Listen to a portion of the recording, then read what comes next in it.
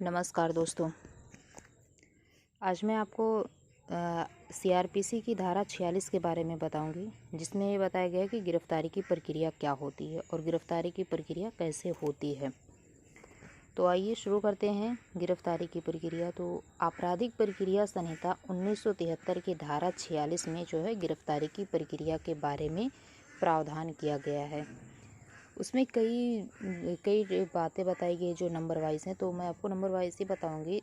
जैसे नंबर 1 है, गिरफ्तारी के दौरान पुलिस अधिकारी या कोई और व्यक्ति जो गिरफ्तारी कर रहा हो वो गिरफ्तार किए जाने वाले व्यक्ति के शरीर का स्पर्श करेगा या उस व्यक्ति के शरीर को बंधन में डालेगा, जब तक कि सिर्फ कहने या करने भर से ही वो व्यक्ति हिरासत में ना आ जाए। कहने का मतलब ये है कि अगर कोई भी पुलिस अधिकारी किसी भी व्यक्ति की गिरफ्तारी करता है तो सिर्फ वो नाम मात्र के लिए गिरफ्तारी नहीं करेगा, बल्कि उसको पकड़ कर, जैसे स्पर्श का लिखा हुआ ना, या स्पर्श करेगा, तो स्पर्श का मतलब होता है पकड़ना, छूना, टच करना जो भी है। तो पुलिस अधिकारी जो है उस व्यक्ति को स्पर्श करेगा, उसे पकड़ के या फिर उसके शरीर को बंधन कर देगा, मतलब बंधन में डाल देगा, बांध देगा। जैसे होता है ना कि हथकड़ी लगाना, तो उसी को बोलते हैं। लेकिन परंतु ये भी है कि यदि किसी स्त्री को गिरफ्तार किया जाना है तो जब तक परिस्थितियां विपरीत ना हो, ये माना जाएगा कि वो स्त्री जिसे गिरफ्तार किया जा रहा है कहने भर से ही हिरासत में आ जाएगी। और जब तक परिस्थितियों की मांग ना हो या पुलिस अधिकारी स्वयं एक स्त्री को, यानी कि मतलब पुलिस अधिकारी स्वयं एक स्त्री हो, कोई और पुलिस अधिकारी यानी कि पुरुष उस स्त्री को गिरफ्तार करने के लिए उसके शरीर का स्पर्श नहीं करेगा। तो यहाँ ये बताएगा, जैसे पुरुष के लिए है कि पुरुष के लिए है कि पुलिस अधिकारी जो है उसे स्पर्श कर सकेगा। लेकिन वही मामला अगर किसी महिला को गिरफ्तार करना है तो कोई भी पुलिस अधिकारी उस महिला को टच नहीं कर सकता, उसे स्पर्श नहीं कर सकेगा, ना ही उसे बंधन कर सकता है।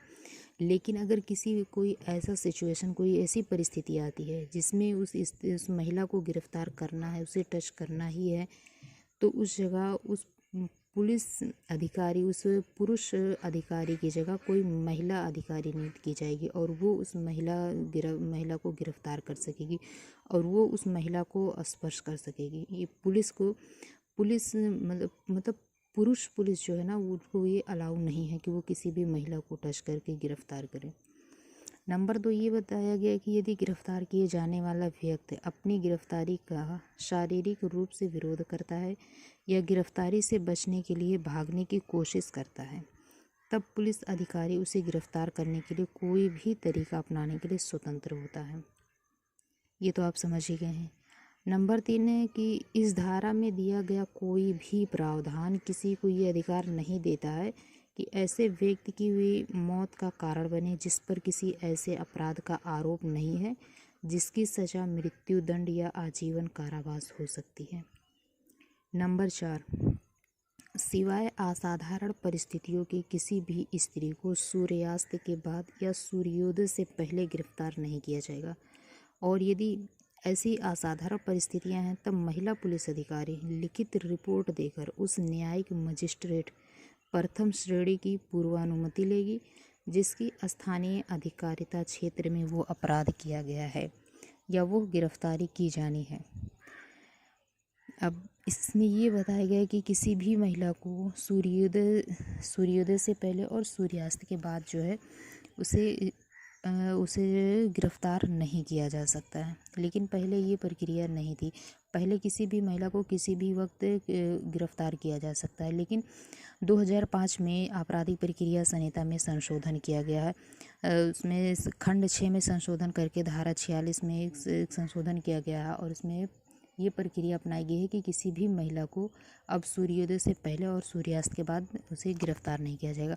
लेकिन अगर परिस्थितियां ऐसी है कि महिला को गिरफ्तार करना ज़रूरी है तो गिरफ्तारी से पहले पुलिस अधिकारी को अपने नज़दीक के मजिस्ट्रेट के, मतलब प्रथम श्रेणी मजिस्ट्रेट से पूर्वानुमति लेनी होगी। उसके बाद ही आप उस महिला को गिरफ्तार कर सकते हैं, वो भी किसी भी वक्त गिरफ्तार कर सकते हैं। ना सूर्योदय और सूर्यास्त नहीं देखा जाएगा। आपराधिक प्रक्रिया संहिता अधिनियम 2005 खंड 6 धारा 46 में एक नई उपधारा जोड़ी जा रही है, जिसके तहत सिवाय अपरिहार्य परिस्थितियों के किसी स्त्री को सूर्योदय के बाद और सूर्योदय से पहले गिरफ्तार किए जाने पर प्रतिबंध लगाया गया है। जैसा कि मैंने आपको ऊपर बताया है, जब ये इरादा हो कि किसी स्त्री को सूर्यास्त के बाद और सूर्योदय से पहले गिरफ्तार किया जाना है, तब महिला पुलिस अधिकारी उस प्रथम श्रेणी मजिस्ट्रेट से की लिखित पूर्वानुमति लेगी जिसके स्थानीय अधिकारिता क्षेत्र में वो अपराध किया गया या गिरफ्तारी की जानी है। अब इसमें एक बात और बताया गया है कि आप महिला को गिरफ्तार करने से पहले आपको उसी प्रथम श्रेणी मजिस्ट्रेट की अनुमति लेनी होगी जिस जिले में उस महिला को गिरफ्तार करना है, ना कि किसी दूसरे मजिस्ट्रेट से। यदि गिरफ्तार किया जाने वाला व्यक्ति स्वयं बोलकर या चलकर हवालात में चला आता है, तब उसे हिरासत में लिया जा सकता है। ऐसा नहीं होने पर पुलिस अधिकारी उसे पकड़ सकता है या शारीरिक बंधन में डाल सकता है। यदि वो व्यक्ति अपनी गिरफ्तारी का विरोध करता है या भागने की कोशिश करता है, तब पुलिस अधिकारी बल प्रयोग कर सकता है। गिरफ्तार किए जाने वाले व्यक्ति को मारा नहीं जा सकता है जब तक कि उस पर किसी ऐसे अपराध का अभियोग ना हो जिसकी सज़ा मौत या आजीवन कारावास हो सकता है। अब इस मामले में एक बहुत ही फेमस केस है जो रोशन बेबी बनाम तमिलनाडु सरकार या संयुक्त सचिव 1984। इस मामले में ये बताया गया था कि इस संहिता यानी दंड प्रक्रिया संहिता की धारा जो 46 है, उसके विरुद्ध की गई गिरफ्तारी जो है वो निरर्थक और बेकार होती है। तो इस मामले में यही बताया गया कि इस प्रकार की गई गिरफ्तारी जो है वो निरर्थक, बिना किसी मतलब और बेकार होती है, लेकिन फिर भी इसी मामले के तहत गिरफ्तारी होती है। धन्यवाद।